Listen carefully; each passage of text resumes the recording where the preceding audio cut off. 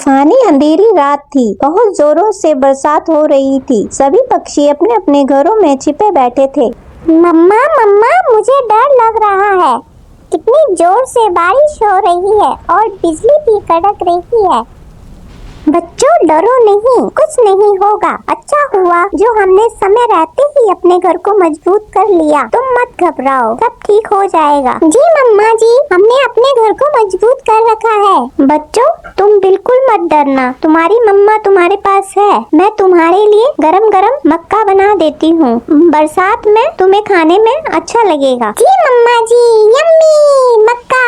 मम्मा जी मुझे मक्का बहुत पसंद है, आप मेरे लिए गर्मा गर्म बना दीजिए। सभी पक्षी अपने घरों में सुरक्षित बैठे थे और बरसात का आनंद उठा रहे थे और कुछ न कुछ गरम गरम बनाकर खा रहे थे, क्योंकि सभी पक्षियों ने अपने घर को मजबूत कर लिया था। मगर कालू कौवे ने अपना घर मजबूत नहीं किया था। बस कालू कौवे को यही चिंता लगी थी, कहीं इस तरह बरसात आती रही तो मेरा घर टूट न जाए।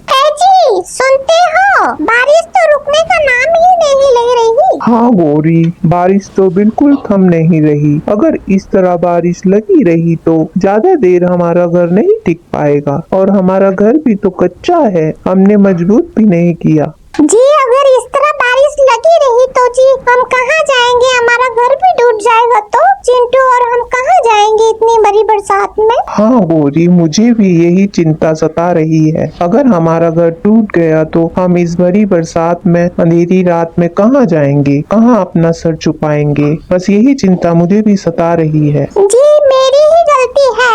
अगर मैं मायके में इतने दिन आपको और चिंटू को नहीं रोकती और मैं खुद भी नहीं रहती, अगर शादी में हम जल्दी आ जाते तो हमें ये दिन देखना ना पड़ता और हम टाइम से अपने घर को मजबूत कर लेते तो हमें ये दिन ना देखना पड़ता। जी ये सब मेरी ही गलती है जी। हाँ गौरी, हमें टाइम से वापस आ जाना चाहिए था और समय रहते ही अपने घर को मजबूत कर लेना चाहिए था। सभी पक्षियों ने अपने घर मजबूत कर लिए हैं, उन्हें कोई फिक्र नहीं। बस हम ही लोग हैं जिन्होंने अपने घर को मजबूत नहीं किया। मम्मा मम्मा क्या कुछ खाने को है? मुझे बहुत जोरों से भूख लगी है। चिंटू ऐसे बोल ही रहा था तभी कालू के घर में पानी घुस जाता है और तेज हवा से कालू का घर टूट जाता है। तभी चिंटू जोरों से चिल्लाने शुरू हो जाता है। पापा पापा, मम्मा मम्मा, मुझे बचाओ, घर टूट गया हमारा, मुझे बचाओ। चिंटू बेटा घबराओ नहीं, मुझे जोर से पकड़ो और गौरी तुम भी मुझे जोर से पकड़ो। टीना बेटी, इस बार हमारी फसल अच्छी हो जाएगी तो मैं तुम्हारे लिए नए कपड़े ला दूंगी। जी मम्मा जी, हमारी फसल अच्छी हो जाएगी तो हम अच्छा अच्छा खाना भी खाएंगे। हाँ हाँ मेरे बच्चों, जल्दी जल्दी अब खेत का काम खत्म करो, घर जाकर खाना भी बनाना है। जी मम्मा जी, मुझे बहुत जोरों से भूख लगी है। जल्दी ही सब खेत का काम करके घर वापस लौट जाते हैं। बच्चों राशन खत्म होने वाला है, इसका भी बंदोबस्त करना है। मम्मा जी राशन खत्म हो जाएगा तो हम कहाँ से खाएंगे। बच्चों तुम फिक्र मत करो, तुम्हारी मम्मा है ना, चलो तुम जल्दी जल्दी खाना खाओ। जी मम्मा जी। अगले दिन सुबह सोनू चिड़िया की पड़ोसन सोनू के घर आती है। सोनू चिड़िया, मेरी बेटी चिंकी का जन्मदिन है तो तुम्हें मैं निमंत्रण देने आई हूँ। तुम बच्चों के साथ चिंकी के जन्मदिन पे आ जाना। ठीक है दीदी, हम आ जाएंगे।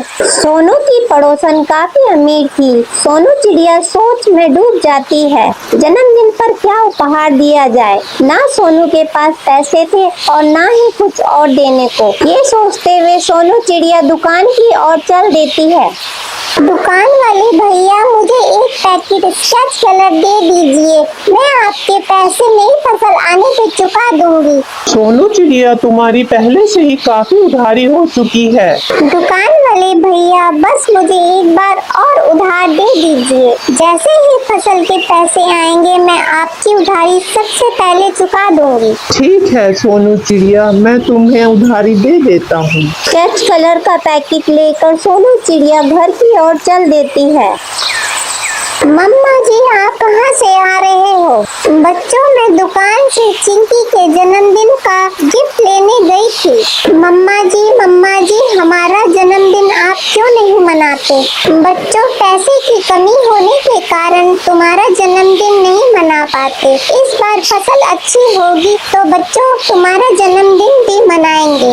ये सुनकर बच्चे खुश हो जाते हैं और सभी फिर चिंकी का जन्मदिन मनाने उसके घर चले जाते हैं। मम्मा मैं केक कब काटूंगी? हाँ चिंकी बेटा सब लोग आ चुके हैं, तुम केक काट दो। फिर चिंकी का जन्मदिन शुरू हो जाता है। Happy birthday to you, happy birthday to you, happy birthday dear Chinki, happy birthday to you. अरे टीना तुम्हारा गिफ्ट कितना छोटा है। और ये बोलते हुए चिंटू जोर जोर से हंसने लगता है। टीना को बहुत बुरा लगता है और टीना वहाँ से चली जाती है। भगवान आपने हमें इतना गरीब क्यों बनाया और किसी को इतना अमीर, किसी के पास इतना ज्यादा होता है और किसी के पास खाने के लिए खाना भी नहीं होता, ऐसा क्यों? यह बोलते हुए टीना जोर जोर से रोना शुरू कर देती है। टीना के आंसू नदी में गिरने लगते हैं। फिर नदी से जल परी बाहर आ जाती है और बोलती है, टीना बेटी चुप हो जाओ, आप कौन हैं और मुझे कैसे जानते हो? बच्ची मैं जल परी हूँ, मैंने तुम्हारी सारी बातें सुन ली हैं। बच्ची तुम रो मत, ये लो, ये ड्राइंग बुक लो, इसमें तुम जो भी चित्र बनाओगी और मांगोगी वो तुम्हें मिल जाएगा। जल परी जी आप क्या सच बोल रही हैं? मैं जो भी इस ड्राइंग बुक में चित्र बनाऊंगी क्या मुझे वो मिल जाएगा? हाँ टीना बेटी जो तुम मांगोगी वो तुम्हें मिल जाएगा। टीना ये सुनकर खुशी से कूदने लगती है। थैंक यू जल परी जी, आप बहुत अच्छी हैं। फिर जल परी चली जाती है और टीना भी अपने घर की ओर चल देती है। टीना बेटी तुम कहाँ चली गई थी? मैंने तुम्हें कहाँ नहीं ढूंढा।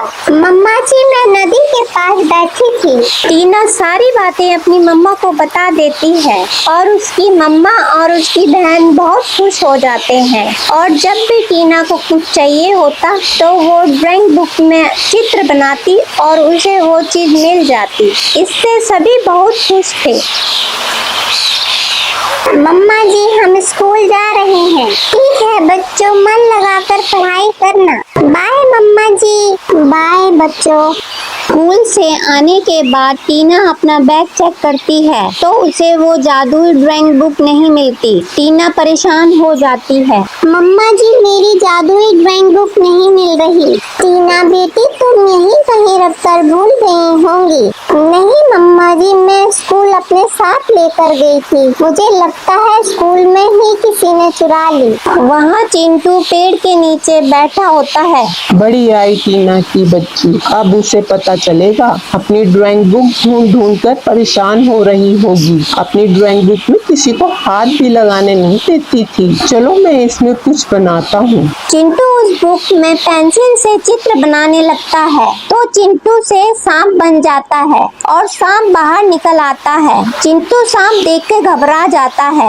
अरे सांप कहाँ से आ गया? चिंटू सांप को देख के डर जाता है और वो भागने लगता है और वो ड्राइंग बुक वहीं छोड़कर भाग जाता है। वहीं टीना चिंटू को भागते हुए देख लेती है। चिंटू तुम कहाँ भाग रहे हो? चिंटू तुमने मेरी ड्राइंग बुक देखी है क्या? तभी चिंटू के दिमाग में एक बात आती है कि मैं टीना को बता देता हूँ वो कहाँ है। जब वो बुक लेने जाएगी तो उसे सांप काट लेगा। हाँ मैंने एक बुक आम के पेड़ के नीचे पड़ी देखी है। क्या पता वो तुम्हारी ही ड्राइंग बुक हो, जाकर देख लो। चलो चिंटू मेरे साथ चलो तुम। नहीं टीना तुम जाओ, मुझे जरूरी काम से जाना है। मुझे मम्मा ने कोई जरूरी काम दिया है। फिर टीना आम के पेड़ के नीचे पहुंच जाती है और उसे वहां अपनी बुक पड़ी मिलती है। फिर टीना जल्दी से बुक उठा लेती है। थैंक यू भगवान जी जो आपने मेरी जादुई बुक मुझे वापस लौटा दी। जो सांप चिंटू के पीछे भाग रहा था वो जादुई परी बन जाता है।